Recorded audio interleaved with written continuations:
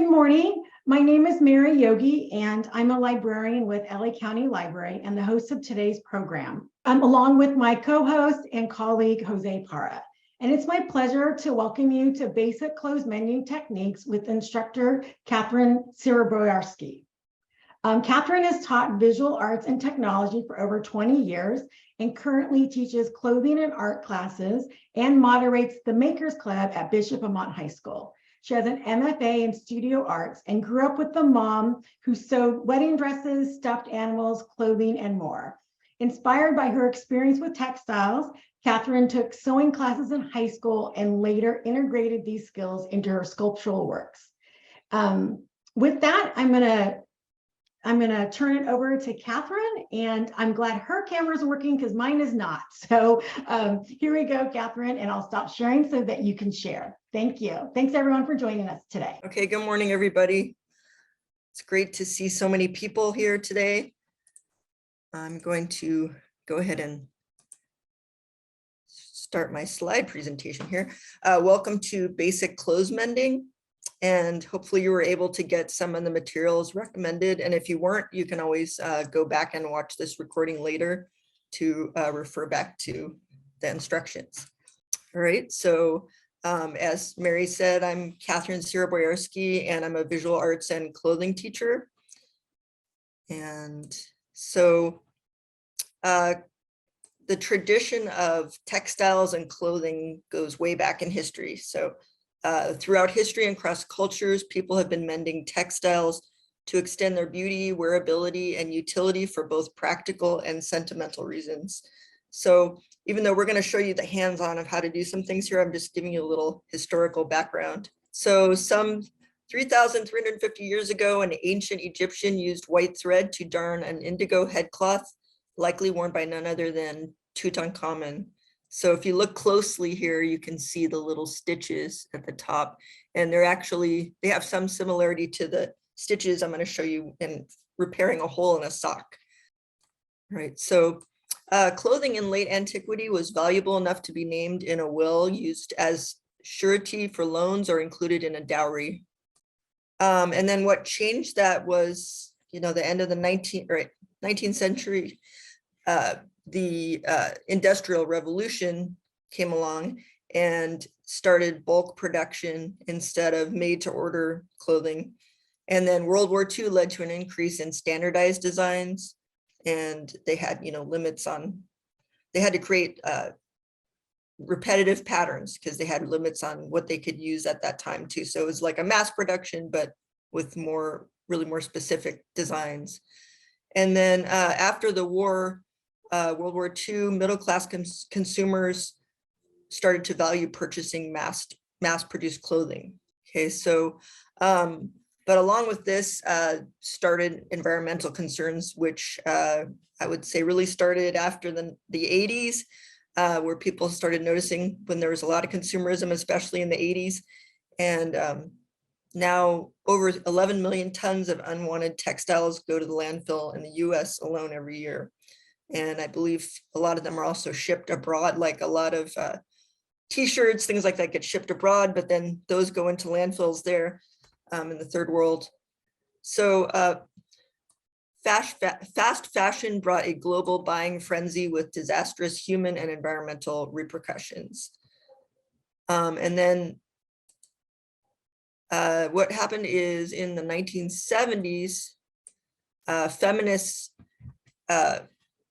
adopted handcrafts again and use that as kind of an identity, like to empower women and the tradition of women in the home. And so by the late 90s, there were a lot of artists actually creating fiber artworks. And then now there's currently some really popular ones, like the artist on the left here is Bisa Butler. If you've heard of her, she's a very popular textile artist.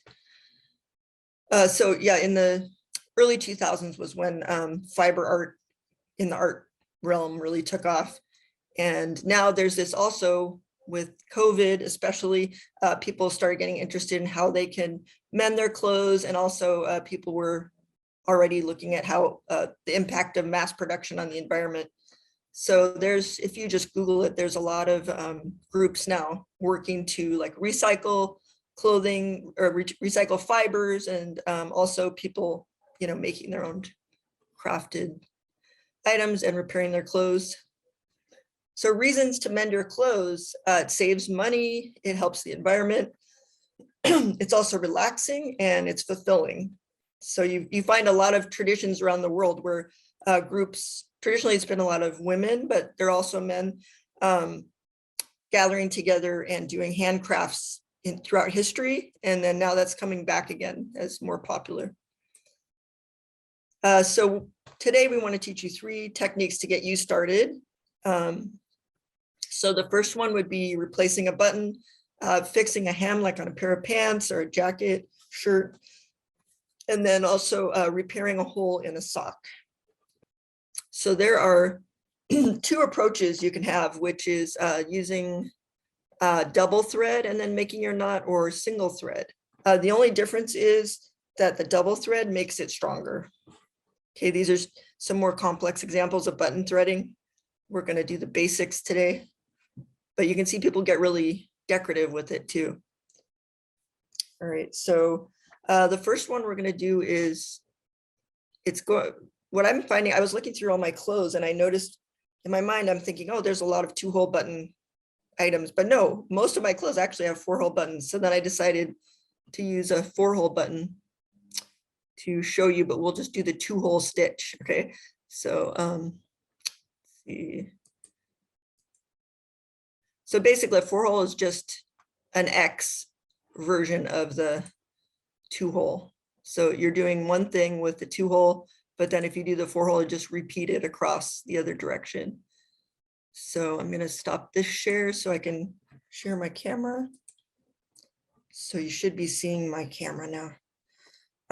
So this is a 4-hole button, but with this white thread, you'll see we'll just do it diagonally once with like a 2-hole technique. So for the button, to make it strong, I'm going to go ahead and do a double thread. The other thing I realized last time is people just wanted me to talk about how to thread a needle, first of all, because a lot of people didn't know that, which is, if you haven't sewn, that makes sense. So if you get your thread, one thing you can do to make it easier, now today, I'm kind of not cheating, but I have an advantage over you probably because I'm using a larger size needle and larger thread. So this is, if you've heard of it, there's a mending technique called sashiko, which is a Japanese tradition. So I'm using a sashiko needle and sashiko thread because I thought they would show better so you can see better, and it's quicker for me to thread it. But basically when you go to thread a needle, if you clip the thread so that it's fresh and then it's not as frayed, that helps. And then also you could wet your finger a little to flatten the thread. And then just do your best to put it through.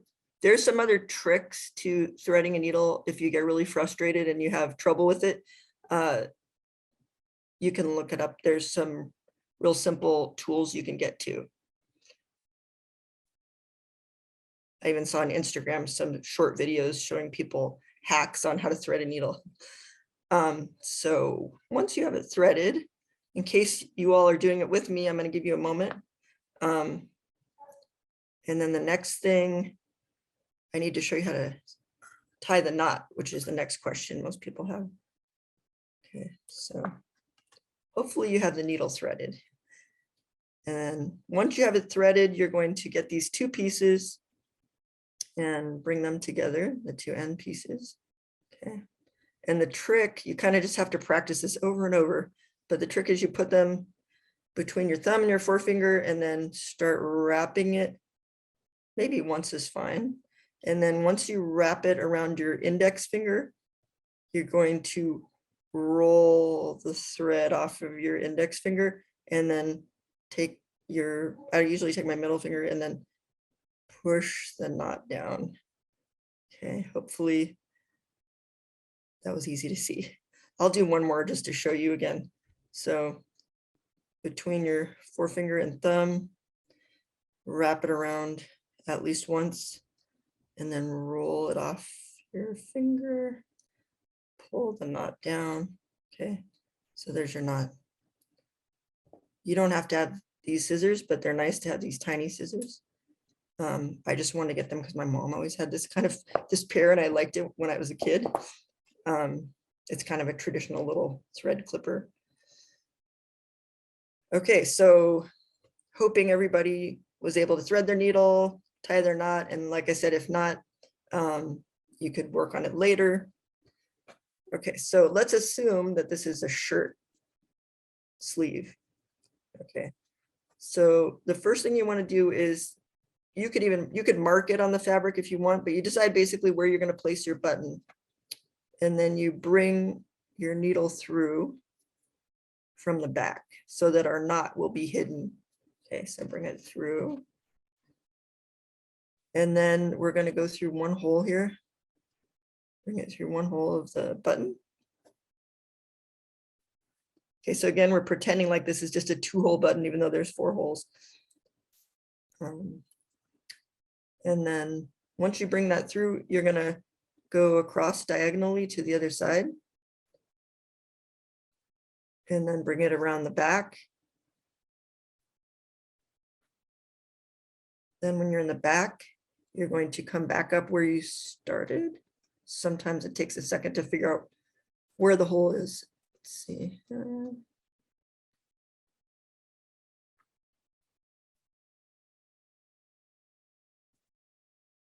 Okay, so I'm coming back through where I started, and then you basically just keep repeating this a couple times.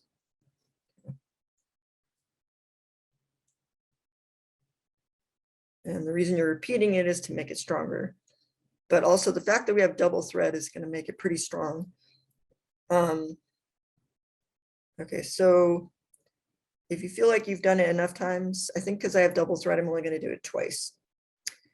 Then what you want to do is you want to go to the back and then bring the needle through, but you want to bring it up behind the button here. So bring it behind the button.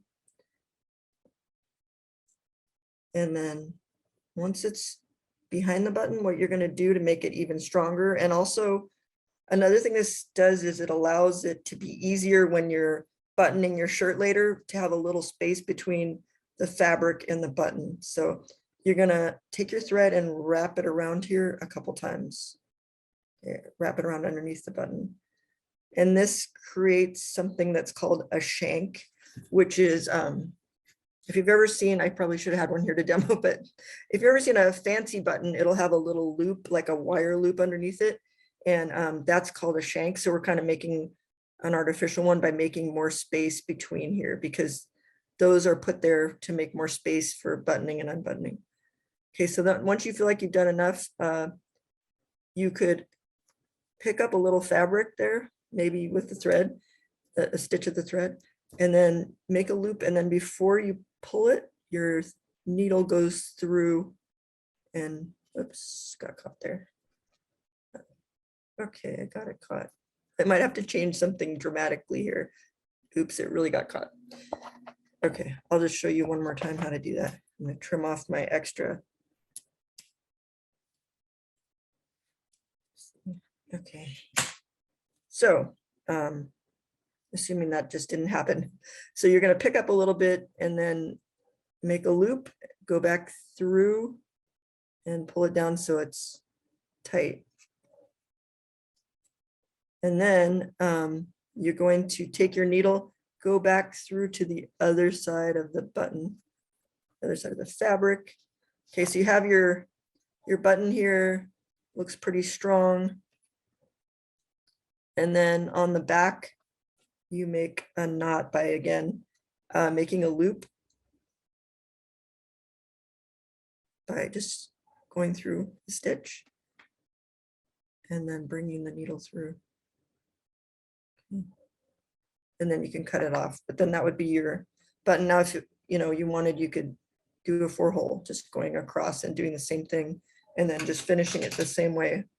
So to start the other 2 holes, you wouldn't need to go around underneath the button or not at the back yet. You would just go over here a couple times, then bring the needle through, then I bring it back up to this other hole, bring it over, come back through, bring it over a couple times, then go around underneath the button, then bring it through the back, or you can knot it first again under here, and then bring it to the back and knot it. Okay. So it's, hopefully that doesn't seem too complicated, because it's not too complicated actually. It's just a lot of repetition. So, all right. So we're going to go on to hemming. So I got a piece of denim here. Let's see. Right. So we're going to pretend like this is the inside of a pair of jeans. This is a little thinner denim piece.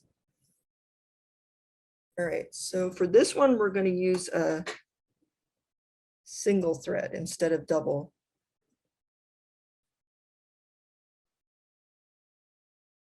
Okay, so you can wet your thread. Well, this looks a little frayed, so I'm going to clip it at the end first. And then you can wet your thread, like I said, with your finger. I usually just do this. I think a lot of people do that who sew a lot. And then bring your needle, your thread through your needle. Oops.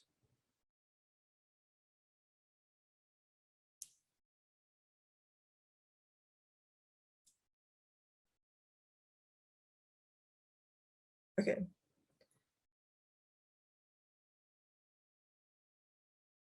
Hopefully everyone has a feel for how to do that now. And this one, like I said, we're going to do single thread. So what you have to do is when you're sewing, you just leave this one like this. And then as you're sewing, you're just conscious when you pull it all the way through, not to pull too hard to keep, unthreading this piece. Okay. So I have a knot on this one already, but I'll go ahead and show you another knot.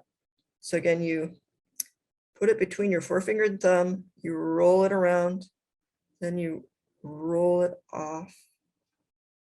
So I guess wrap it around and then roll it off. And then, oops, bring it down, and then you have a knot. We'll do it one more time, because I know takes a while to get it. And one more time, forefinger and thumb, wrap it around the forefinger, roll it off, and then bring the knot down. Okay. All right. So now with the hemming, you want to start behind your fabric. So again, let's say this is the inside of the bottom of your jeans. So you could also pin it first. So I'm going to put some pins here. Also, just a tip if you're hemming pants, this might seem obvious, but first thing is you want somebody to put the pants on, but put them on, if you can, if they're not too bulky or something, have them put them on inside out. And then you can fold them as far as you want them to go, and then pin them, and then have them take them back off, and you can stitch them. All right, so to hide the knot, you start behind, behind here, okay. So I have this single thread. I'm gonna bring it through here. And the next thing we're gonna do is when you go over for the first stitch, the key to keeping it so that on the other side you'll barely see anything is you want to pick up a very small amount of thread, or the fiber that's here on the fabric. So just pick up a tiny bit, and then when you do that, you're going to keep your needle under and then come up here. Okay, so come up a little further ahead, and then that'll give you your first stitch. We'll take the pin out here. Okay, then the same thing, you go a little bit ahead and then pick up a little bit of the fabric. Trying to do a very tiny bit.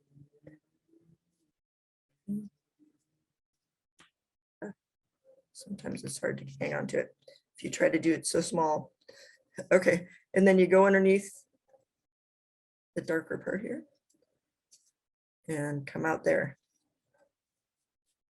Okay, so I'll show you what it's looking like on the other side after this. So this side has this diagonal stitch, which is like a hemming stitch. They have a couple different names for it, but look at this side. See, you only see a little bit. And then of course, with all these, you can use, it would be, a good idea to use a fabric or a thread that matches your fabric. So it shows even less. So let's say you use black thread with this, it would be great because you could really barely see it. Then some people might want to use another color because they want it to be decorative. So yeah. All right, we'll go to one more stitch. So I'm picking up a teeny bit on this side, going underneath, going to my next spot here. And I'm going to pull it through.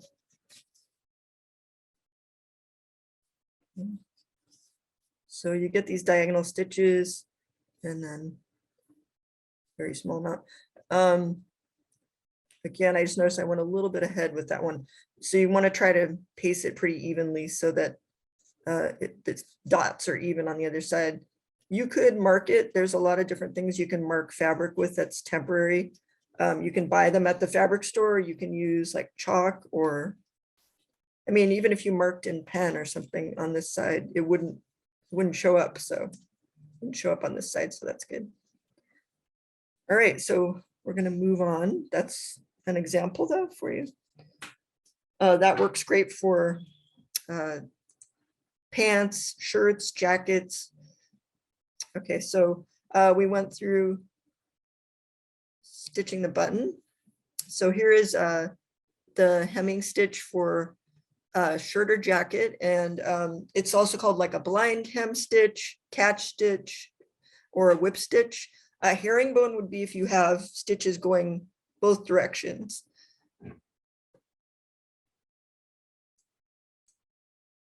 Okay, so the next thing we're going to do is a little bit slightly more complicated. It's mending socks using this weaving technique. So what you can do, if you're doing this with me, if you have like, maybe you have a baseball or softball or something, or you could use just like a tangerine or orange, like me, I'm using a tangerine here. I'll show you in a minute. And what that's for is, you can see in this picture, you can get one of these wooden tools, which you put inside the sock. And what that does is just spreads out the fibers to make it easier to stitch. And then, you can see it really well too. So we're going to work on that next. All right.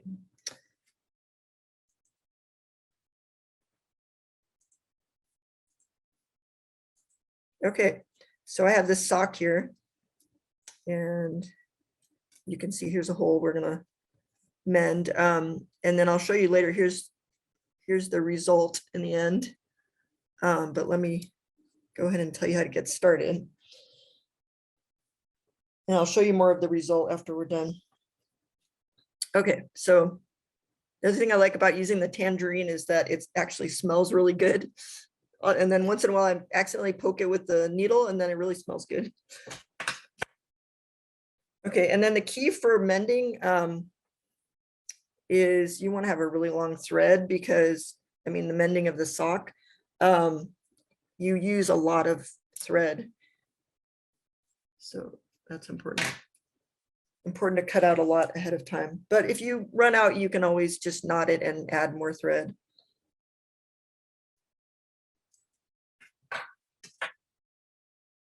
Okay, so, and then for the sock mending, you're going to use a single thread.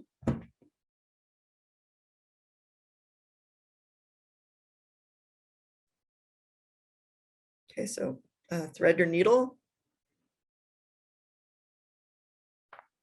And then we're going to knot it.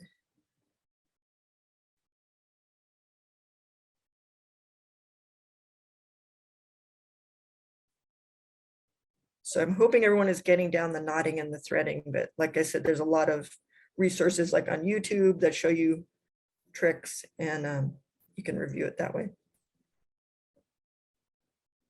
Just noticed I have a little knot in the middle of my thread here. So I'm going to just cut that out. So the other thing with mending socks, as you could see in the photo I showed before, which I'll show you again after, you can, some people choose matching threads, or they also choose like a decorative thread. So you could, you know, use black so it won't show, or let's say you want to make it fancy or decorative, you just use like blue or something. Okay, so first thing we're going to do is we're going to start, if you have a large hole, then you want to go far back to get started, because what you're doing is you're doing like a loom weaving effect. So let's start inside to put the, actually it doesn't matter which side the knot is on. Maybe the inside is better because you're not going to see that too much. So you just bring your thread through and then you come through the other side. So we're just going to grab a stitch over here. So I'm going a little beyond the hole in the sock.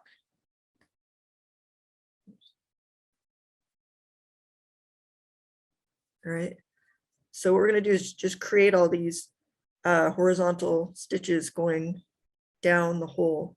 And then as you come to the other side, you just pick up a little bit here and then go along. And we won't do the whole thing now because, you know, of time, but we'll do this side and then I'll show you how to start the other side and then how the end result looks. Okay, so again, go to the other side, pick up a little bit.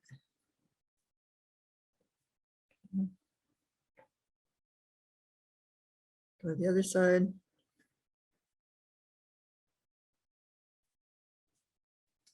Flip it this way.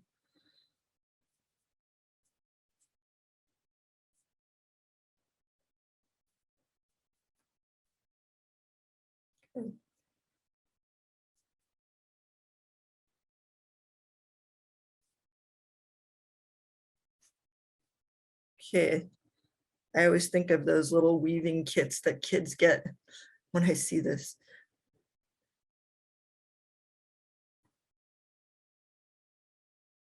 Maybe you can get your kids to like it if you have kids and they'll do the mending for you.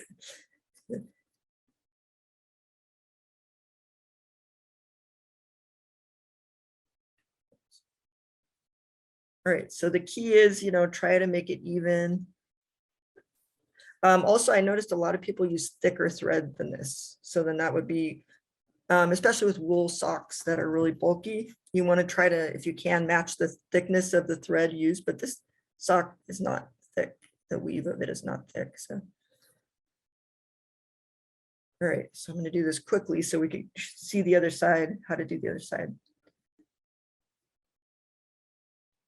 See, I almost lost the other side of this because it was getting shorter and shorter. I have to keep track of it not coming through when I'm pulling.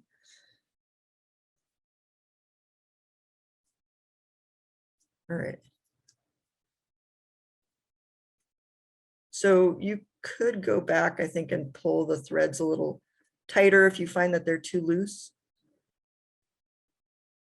Just pull them one at a time.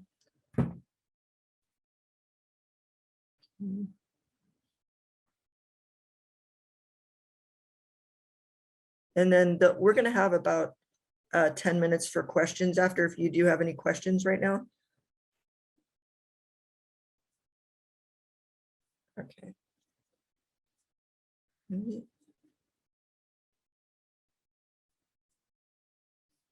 Okay, just a couple more stitches, then we'll turn it around.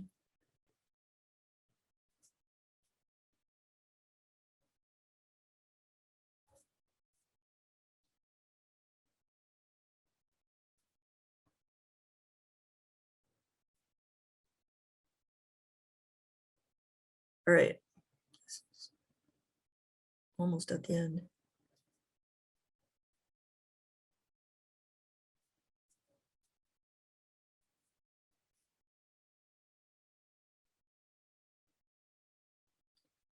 Okay, so then what you want to do is go ahead and make a little knot again.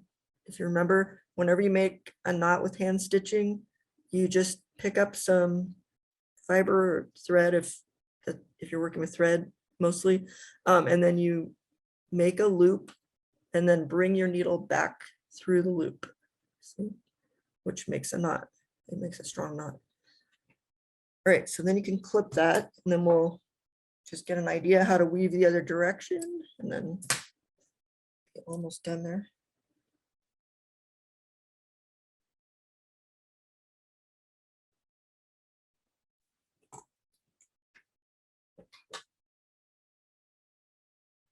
Okay. All right. I picked up a little bit longer thread because I was getting short. Okay, so remember to thread your needle, clip the end. You can wet it or just work on flattening it out. So put it through the needle.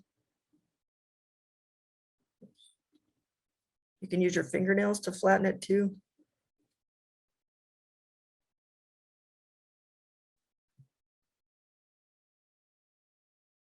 See. Okay, there it goes.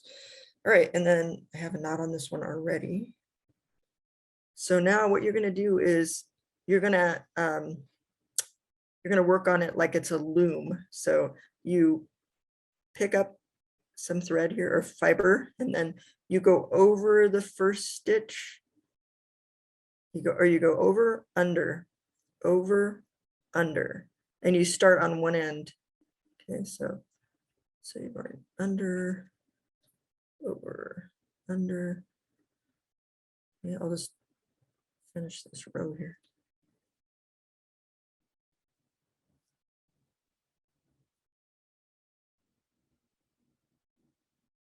So see how it's weaving through, doing every other piece of thread.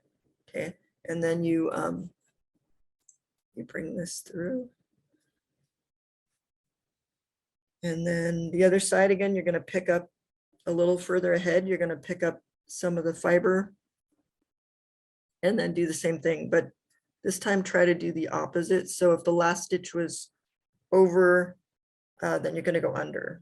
So this last stitch was under. So I'm going to go over. Oops.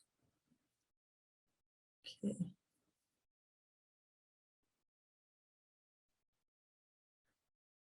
All right, over, under. Some of them are hanging on to each other for some reason. I don't know, maybe I need a bigger orange or something to put underneath it. Okay. Hopefully you're getting the idea how to just do that weaving method where it's every other stitch. All right, let's see.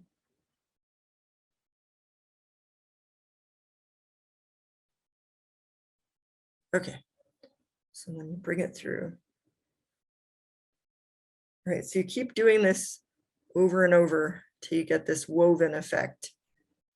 And then when you are done, you would, once you have it, and then it does work really well when you have thicker fabric too, but I think, like I was saying before, you have to be careful because if you have, maybe if you have really thick socks, you wouldn't notice it, but if you have thin socks with really dense stitching, that could be uncomfortable for your feet.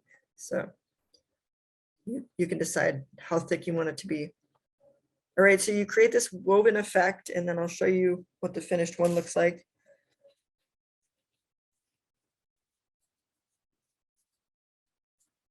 Okay, so here's one that I did it pretty tightly. And then you can practice and do it like perfectly evenly if you like it that way. I will show you what the other side looks like. So let's see.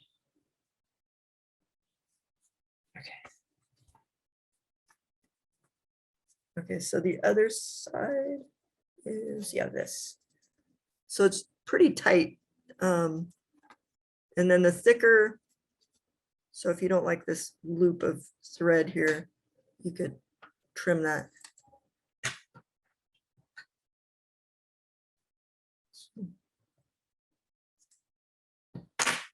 But it does tighten down, especially if you're using thinner thread. So let me show you that picture again, because I think that shows a really nice example. All right, so you can see this is a little bit more like an embroidery thread, and you can see how nicely they did it so evenly. So that's nice, a nice look. And then what they did is also you have the option, you could do the first row in one color and then the second row in another color. It's like a decorative look. But the more you practice, you can get a very even woven effect. So you can see here, every other stitch. Okay. All right. So I'm realizing I have a little bit of extra time. Is there anything somebody would like me to demo again? And then maybe Jose or Mary, you could let me know if I should repeat one technique. Hi, Catherine. We definitely do have some questions, but one of them that came up was, can you talk a little bit more about the 4-hole button? And do you do one side completely and then you switch to the other, or do you go A and then B and then A and then B, if that makes sense? Okay, I can show you. Okay, great.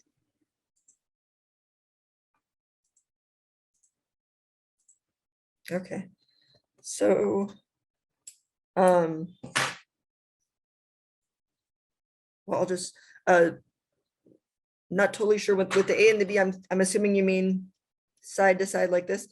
When you bring the thread through first, you go over from left to right, back and forth a couple times, and then you would go behind the button and bring it through the next hole.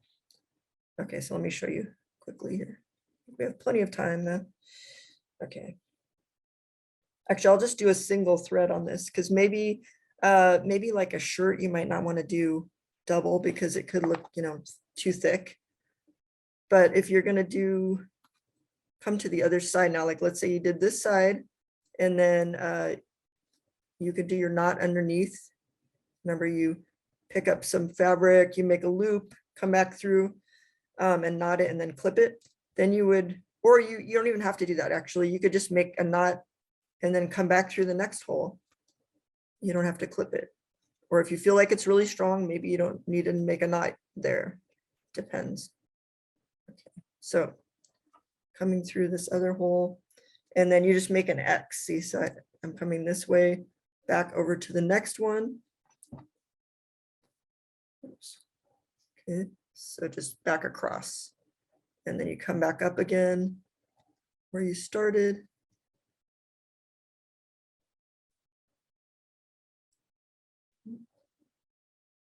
I can find it. All right. So back through here.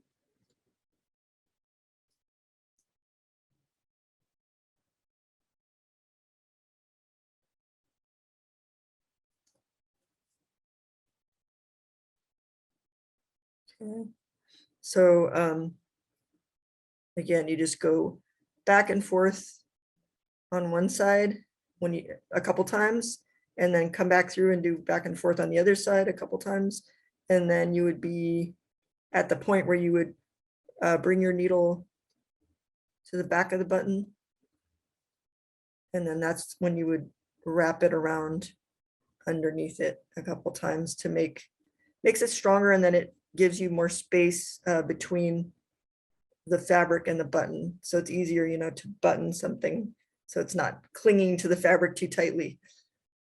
Okay, does that help answer that question? Yes, I think so. I think they wanted to know if you finish one side first and then you go to the next side. Mm-hmm. Right. Okay. If you don't mind, can we ask one more question about the button? Sure. While we're still on it, we have, where do you place the button in relation to the buttonhole?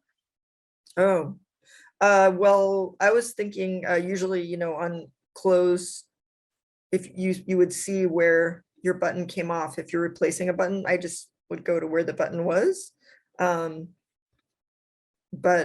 if for some reason you're doing it and you don't know, I would just, let's see, trying to think of how I could demonstrate this. Okay. So let's say this was the buttonhole. So I would try to, align it with the button. And good question. I haven't thought about this.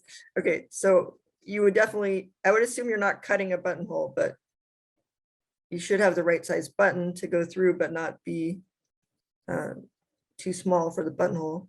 So I would just take that side of the fabric and make the button, centered on the space of the buttonhole, if that was the buttonhole there. Okay, great. Okay. Thank you.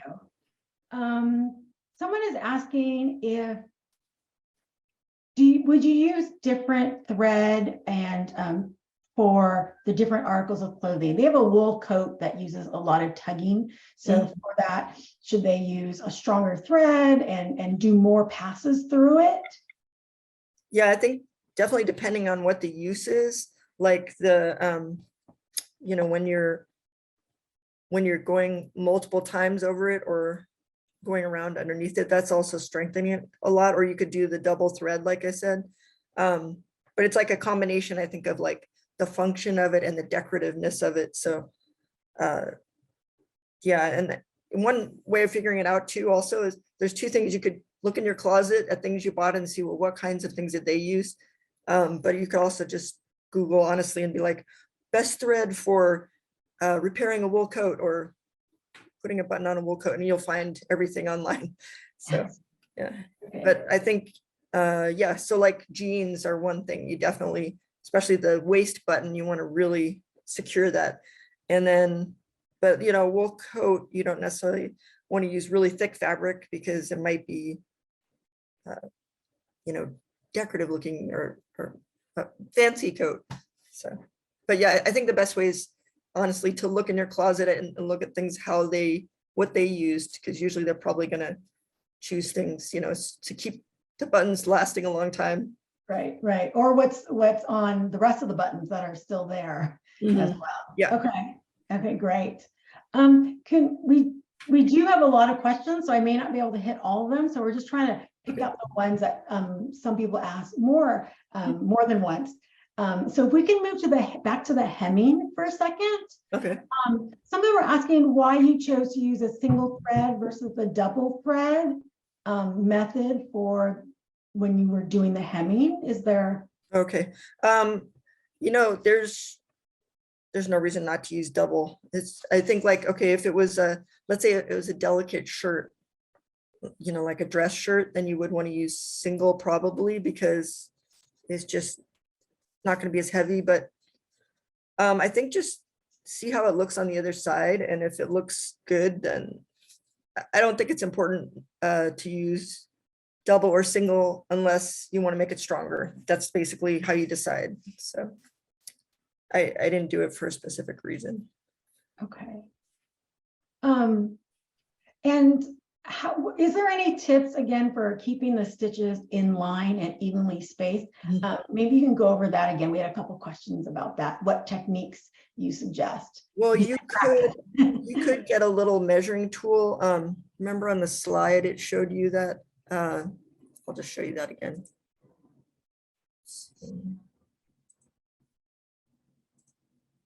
Okay, so if we go back here, you can get this little a gauge ruler, and you could measure and if you're want to make sure, like I try to just get a feel for how the spacing is, but you can measure things, mark little dots where each stitch should be, if that is helpful.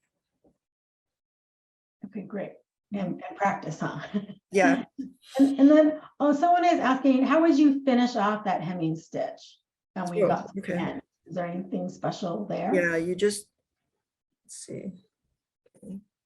Of course, this hemming stitch doesn't have enough thread left, but I will pretend like I'm finishing it earlier.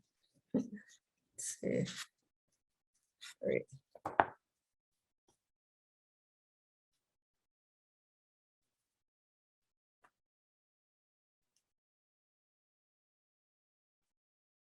So assuming I was done, then what you could do, let's say you do your last stitch and then you come through. I'm going to just put it on the end so no one gets confused, so it's clear. Okay, so I'm going to make it at the end of this, pretending like I just finished.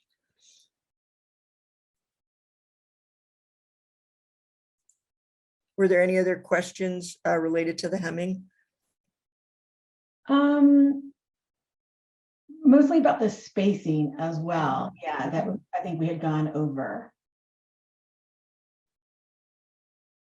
Yeah, I think unless it's like delicate fabric, you can just, even with a pen, mark dots where you want to stitch it if that helps you. Because, you know, on denim for sure, you wouldn't see that pen on the other side. But there are markers, special ones you can get at like Joann Fabrics. Okay, so let's say I came to the end. If I came through here and I wanted to finish, you could just, when you go to make your next stitch maybe, or either place is fine, just always pick up a little bit of the fabric and then make a loop, bring the needle through, and then pull it through, and then you might do it one more time to make sure. So you can even pick up some of that thread along with the fabric. And then bring it through. Oops, my needle came out, but that's okay. I'm going to put the thread through the loop here just to make that knot, see? And that's it.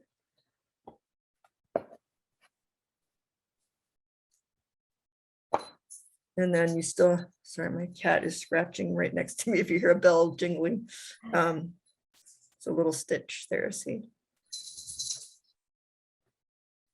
Okay, any more questions about the hemming or, yeah? Well, we have some about the mending if we want to move on to that. So a lot of questions about when mending socks. Do you have any tips so that the result doesn't irritate your foot? Yeah, I think I actually haven't worn a lot of socks with that kind of mending, so I'm not totally sure how it feels. But yeah, I think you know, with this one, the fabric, this is really soft cotton, so yeah, you want to I'm using a thicker thread, like I said, because I wanted you to be able to see it better, but I would choose a really thin thread then maybe, or I'm not sure. I think there are ways you can create a patch too out of pieces of socks, but yeah, you could just, you know, place it there and then stitch with tiny stitches around the patch. So, but I think just try to match the fiber of your thread fiber to the texture, the thickness of the fiber of your sock. So if it was a really bulky wool sock, then you might get away with like embroidery thread. But I think keeping it really as flat as possible too probably is a good idea. And yeah, so making sure, like maybe if I was going to use a fruit, I wouldn't want to use, the tangerine might be too small, so you might want to get an orange or something bigger to really stretch it out and then keep it as flat and even as possible. Okay. Yeah. Great. Also, someone was asking, back to the hemming, sorry. When you sew over a seam, like especially with denim, it seems to be really hard to sew through. Do you have any suggestions for that? Yeah, I think, I mean, this is a lighter denim, but also I am using a thicker needle. So the heavier the fabric, you're going to want to have thicker needles, bigger needles, and a thicker thread. Like you wouldn't use a really fine cotton thread with a heavier denim because it could also come apart easier. So. Okay. We have a lot of questions, so I was just looking through these as well. So can the mending technique, can that be used to repair a blanket or things that are other than socks, right? Mm-hmm.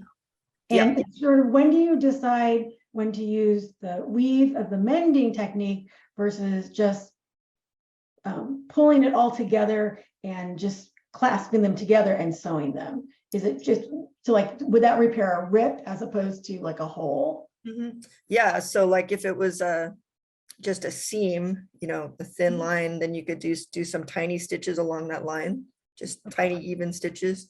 I think it depends on the size of the hole. Like these are large holes in socks, so there's a lot of fancy things people do with repairing socks though. So yeah, there's probably a lot more good tips about that. But yeah, if it's just a straight line, just do a tiny even stitch along there.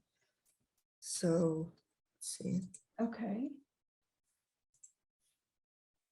And then someone is asking about any other techniques for threading the needle if you don't have the best eyesight.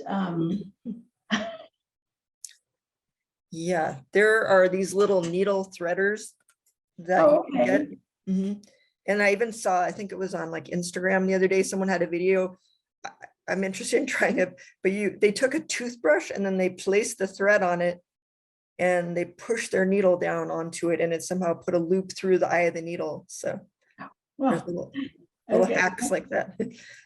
We're gonna have to find that one. Yeah. And then we do have a few questions about fixing holes in pants, sort of with patches and things. So do you want to talk about the other video that we have? And I'm going to have Jose pop a link to a YouTube video for immediate mending techniques that you did last year.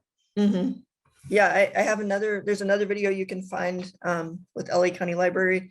And we talked about these kind of things about embellishments with like embroidery, patchwork, and then you know, other things you can do with it.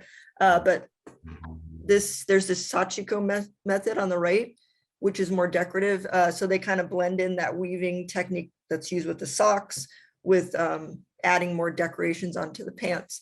And then as far as patches, you can, patching is really kind of easier because than some of these, because all you do is you place the patch on basically, and then you stitch a stitch around, you know, like an even stitch though. So it'd just be like an even flat stitch. Yeah, I think you demonstrated the back stitch in that one. Yeah. Or did you get the patch on? Okay.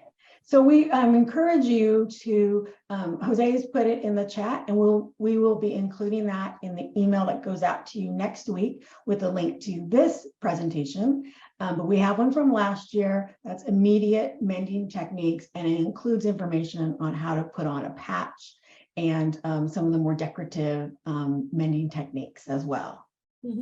So encourage you to give that one a try for the people who are asking questions about patches on your pants as well. So we only have a couple more minutes left. So I think we wanted to also put in, Jose is going to be putting in 3 books that are available with LA County Library that have to do with mending if you're interested in taking this further or learning more techniques as well. Some of them are available online, so you can try to look them up today. So we'll be putting 3 of those books in the chat and also including that in the email as well. So I want to thank everyone for coming today. We really enjoyed having you. Catherine, thank you so much again for all your expertise in this. And welcome. And so we wanted to thank you very much for passing on your knowledge. And again, we'll be sending links to this presentation next week. And if you're interested in participating in any more of our virtual programs, please visit us at lacountylibrary.org. And Catherine, do you have any other words of wisdom for mending and the importance of mending in today's world of clothing? Well, I was going to say good luck, everybody, and I'm hoping you're going to give it a try. Try it with your family and see if you can have fun with them, like with kids too. And don't be afraid to experiment with things and just come up with new ideas that look fun with repairing things. But there is a lot you can just find online too. So there's endless things we could talk about. So yeah, good luck. Great. Well, thank you so much. Good luck and happy mending, everyone, and have a great Saturday. And we'll see you back here at our next presentation. Thank you so much. Bye.